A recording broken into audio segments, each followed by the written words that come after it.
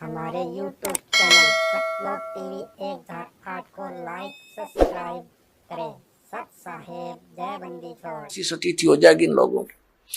लेकिन अब परमात्मा दया करेंगे, सबको ये ज्ञान स्वीकार करना पड़ेगा, नहीं तो इस मनुष्य जीवन को नाश करके वो बहुत कष्ट उठाएंगे जो इस ज्ञान को स्वीकार नहीं करेंगे। दास कोई उनकी बुराई में नहीं बोल रहा। इस दास को ये पता चल गया कि हम एक पिता की संतान हैं और यहाँ का जो काल भगवान है वो नहीं चाहता कि इनको यथार्थ ज्ञान हो। सदग्रंथ हमारे पास है और गुरु हमने बना रखे। हमारे हिंदू धर्म के गुरु हमें नहीं बता पाए सदग्रंथों में क्या प्रमाण है। इसके विरुद्ध लोक वेद सुनाकर हमारा बट्ठा बैठा दिया इन्होंने। तो दास का उद्देश्य सभी पुण्यकर्मी प्राणियों से है, यही है कि आप जी सच्चाई को ग्रहण करें, पूरा अच्छी तरह जांच करें जो दास शब्द बोलता है और फिर इस तत्व ज्ञान को ग्रहण करें और अपना कल्याण करवाएं। तो पुण्यात्माओं, प्रसंग चल रहा है कि ये वो समय है, अब इस अधर्म का नाश होगा और धर्म का विकास होगा। धर्म और धार्मिकता शास्त्र अनुकूल साधना करने से ही ऊपर उठेगी। अभी तक हम शास्त्र विधि को त्याग कर मनमाना आचरण कर रहे थे, जिस कारण से हमें भगवान से मिलने वाला लाभ नहीं प्राप्त हुआ और हम भगवान को भूलकर फिर हम स्वयं अपना लाभ प्राप्त करने के तरीके खोज लिए। जैसे किसी को टेंशन होगी तो वो गुट्टी लगाने लग गया, शराब पीने लग गया, टेंशन खत्म करने के लिए। जो निर्धन है वो पहले संतों के पास जाते थे, परमात्मा की विधि प्राप्त करते थे, संकट निवारण के लिए भी संतों के पास जाते थे। तो उनको जो साधना बताते थे, जो सही संत होते थे, तो उनको उनसे राहत मिलती थी। तो फिर वो व्यक्ति परमात्मा पर दृढ़ रहते थे। अब हम क्या करते हैं, संतों के पास जाते हैं, वो हमें साधना विधि बताते हैं, उनके द्वारा बताई साधना विधि को हम खूब तसल्ली से करते हैं, लेकिन राहत कुछ मिलती नहीं। तो हम दूसरे के पास जाते हैं, वहां से भी इसी प्रकार उनके द्वारा बताई साधना को हम करते हैं, फिर कोई लाभ नहीं होता। तो लास्ट में फिर हम क्या सोचते हैं, स्वयं ही धनी बनना चाहते हैं। टेंशन बुलाने के लिए तो गुटी लाने लग गए, दूना पाप कर लिया इकट्ठा, और फिर धनी बनने के लिए रिश्वत, मिलावट, चोरी, ठगी, ये बकवाद शुरू कर दी। तो ये दूने पाप के भागी बनेंगे हम, उनसे लाभ तो होना ही नहीं। जैसे मान लीजिए किसी व्यक्ति ने 2 नंबर का काम करके, मिलावट करके, या 2 की वस्तु को 20-50 में बेचकर पैसा इकट्ठा भी कर लिया, तो फिर उसके साथ क्या बनेगी? या तो कोई बालक बीमार हो जाएगा, या कोई स्वयं को ऐसा रोग लग जाएगा, वो सारा पैसा भी जाएगा, और वो उस पैसे को 2 नंबर से इकट्ठे करने का जो पाप था वह उसके लिए शेष रह जाएगा। एक व्यक्ति ने बताया कि जी मैं बहुत नालायक व्यक्ति था, ऐसे मेरी कोई दुकान थी, बहुत पुराने समय की बात है, जब ये टेप रिकॉर्डर चले ही चले थे। वो कह रहा था उसका रिफल जो था इस कैसेट का, एक ऑडियो कैसेट चाली थी, टेप में चला करता, वो ला करता मैं तोल के बावत है, और मुझे टोटल वो सारा कुछ 2 रुपए में पड़ता था। उस पर सोनी की स्टैंप लगी हुई होती थी और उसको मैं 32-30 रुपए में बेचता था, और वो टूट जाती थी 10-5 दिन में। फिर मैं उनको धमका देता था, मैं क्या करूं, तुम्हारा इंस्ट्रूमेंट खराब होगा। अब उस टाइम तो मुझे खूब पैसा आता नजर आ था, मैं ठाठम ठाठ समझ रहा था। फिर मेरा इकलौता पुत्र रोगी हो गया, और उसके पहले तो लोकल डॉक्टरों को दिखाया, उनसे इलाज नहीं हुआ। किसी ने बताया कि वहां संत के पास जाओ, वहां जाओ, झाड़ा लगवाओ, झाड़ फूक भी साथ में दवाई भी चलती रही।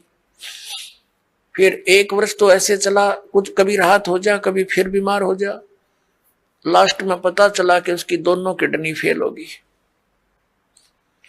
उसके लिए ऑल इंडिया इंस्टीट्यूट दिल्ली में गए, उस समय दोनों किडनी फेल होगी और गुर्दे बदलवाए, उसके एक गुर्दा बदलवाया।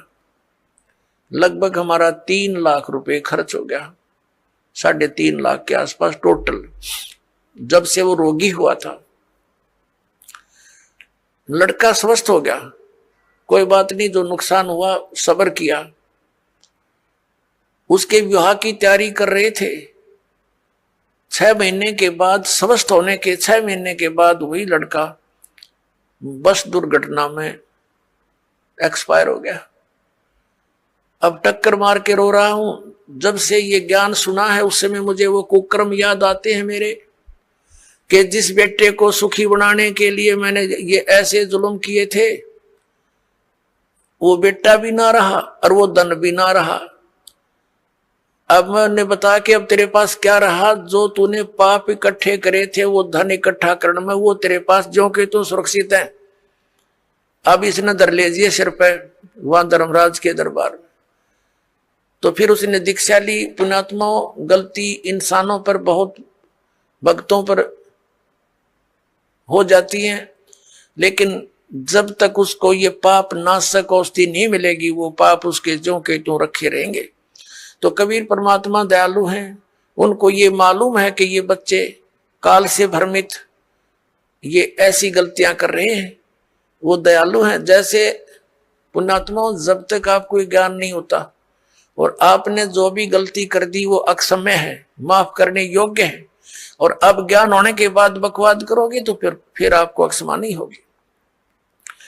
जैसे बच्चा अबोध होता है, छोटा सा बालक होता है, पालने में झूल रहा है, और उसने टट्टी पेशाब दोनों कर दिए और सब कपड़े भी खराब कर लिए, हाथ पैर भी ऐसे खराब कर लिए। माता आती है, वो देखती है कि इसने सारा कुछ बिगाड़ दिया काम, लेकिन वो उसे अक्षुब्ध नहीं होती, नाराज नहीं होती। उसको मालूम है कि इसको पता नहीं। उसको नवावेगी, धोएगी कपड़े, स्वच्छ कपड़े पहनावेगी, प्यार करेगी, फिर दूध पिलावेगी और फिर सुलावेगी। और जब वो बच्चा बड़ा हो जा और वो कितने कपड़ा में बैठ कर टट्टी कर दे, उसका दूध रहेगी दड़ाक और बाहर पटकेगी, हन्नू कहेगी ला दो गई ना अपने आप। तो ऐसे पुण्यात्माओं, जब तक हम अबोध हैं, हमें यह ज्ञान प्राप्त नहीं हुआ, तब तक तो हम ऐसे थे, गलती करके हम अपने पापों से सने पड़े हैं। तो ये परमात्मा कबीर जी दयालु हैं, ये अपने बच्चों को धोएंगे। इन पाप नाशक दवाई है मालिक के पास, इनके पास एक मंत्र है जो दास आपको देगा, आपके सभी पापों का नाश कर देंगे, आपके प्रारब्ध के पापों का भी नाश करेंगे, आपके संचित पापों का भी नाश इस मंत्र से होगा। जैसे फसल में पहले खरपतवार हो जाता था तो उसका कोई विकल्प नहीं था, कुछ एक तो कसोले कस्सी से उसको थोड़ा बहुत खुरच देते थे, वो फिर भी हो जाता था। जब फसल बड़ी हो जाती थी तो उसका कोई विकल्प नहीं था, वो साथ ही पला करता था फसल के। अब एक ऐसी मेडिसिन खोज होगी है कि उसको फसल में डाल दिया जाता है तो खरपतवार का नाश कर देती है, फसल को हानि नहीं करती। इसी प्रकार ये मटेरियल यानी ये केमिकल और ये साल्ट पहले विद्यमान थे लेकिन खोज नहीं थी। इसी प्रकार ये मंत्र परमात्मा ने पहले ही हमारे सदग्रंथों में विद्यमान कर रखे थे, ये हाथ नहीं लगे थे। अब इसकी खोज होगी, इस दास के पास उपलब्ध है, और इसे सब पाप नाश हो जाएंगे और आपके पुण्य शेष रह जाएंगे। और हम तभी परमात्मा प्राप्त कर सकते हैं जब हम पाप रहित हो जाएंगे। और यहाँ का विधान है परब्रह्म ब्रह्मा विष्णु महेश और अन्य देवताओं का जैसे कर्म करोगे वैसा ही फल मिलेगा। पाप आपके अलग लिखे जाते हैं, पुण्य अलग लिखे जाते हैं, और फल मिलता है दोनों का। पुण्यों के लिए स्वर्ग महास्वर्ग, फिर यहाँ के छोटी मोटी सुविधा, राजा या अच्छी कोई पोस्ट, और नरक ये भी पैरेलल मिलेगा। कुत्ते गधे सूअर की योनि ये भी अवश्य भोगनी पड़ेंगी, लेकिन कबीर परमेश्वर की शरण में आने के बाद आपको अब ये पापों का दंड नहीं भोगना पड़ेगा। आपके प्रारब्ध के कर्मों का भी नाश होगा जो आपको हानिकारक होंगे। इसलिए तो भक्ति करते हैं हम, इसलिए परमात्मा की खोज करते हैं कि हमारे ऊपर कोई आपदा आवे तो परमात्मा हमारी रक्षा करे। और जब वो आपदा भी आ रही है तो फिर प्रोटेक्शन क्या हुआ उस साधना का जो हम करें। जैसे हमने कोई शेड या झोपड़ी मकान बना रखा है, उसका उद्देश्य क्या है कि गर्मी सर्दी वर्षा से हमारी रक्षा करे। और जिसने हमने बना रखी है झोंपड़ी या मकान, और वो सारा पानी भी अंदर ही आ रहा है और धूप का भी असर ऐसे पैदल है, तो वो कुछ भी प्रोटेक्शन नहीं आपका।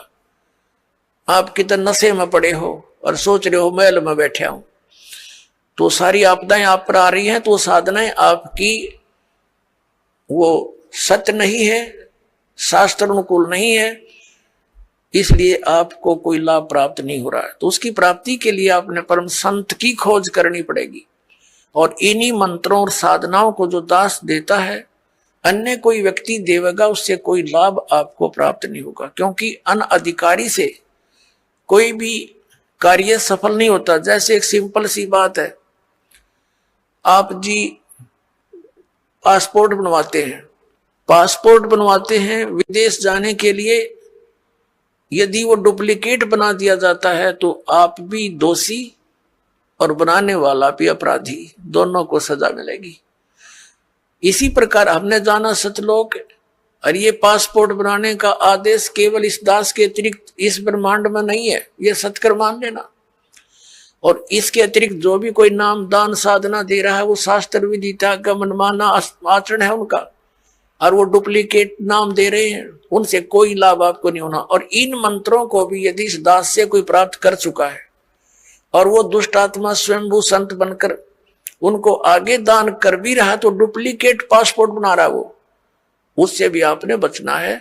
इसी करके काल हमारा भट्ठा बंटवाता है, ये पैरेलल खड़ा कर देता काल के दूतों को। भगवान आए थे, एक कबीर पंथ चला था, उसके बाद काल ने 12 कबीर पंथ चला दिए, सबको भ्रमित कर डाला। परमात्मा कबीर जी वाली एक भी साधना उन पंथों में नहीं, नाम कबीर पंथ है। तो इससे आपने अब सतर्क रहना है। पीछे जो गलतियां हो चुकी हैं उनसे बचकर ही हम आगे सफल हो सकेंगे। वो उदाहरण भी आपको दिए जाते हैं। अपना तो हमारे सदग्रंथ हमारे साथ हैं, हमारे पास हैं। जैसे प्रसंग चल रहा था कि जो मंत्र आपको दिए जाते हैं ये यथार्थ जाप साधना है, सदग्रंथों में वर्णित है। और जो आपको दास साधना विधि और ज्ञान बताता है वो सूक्ष्म वेद से बताता है।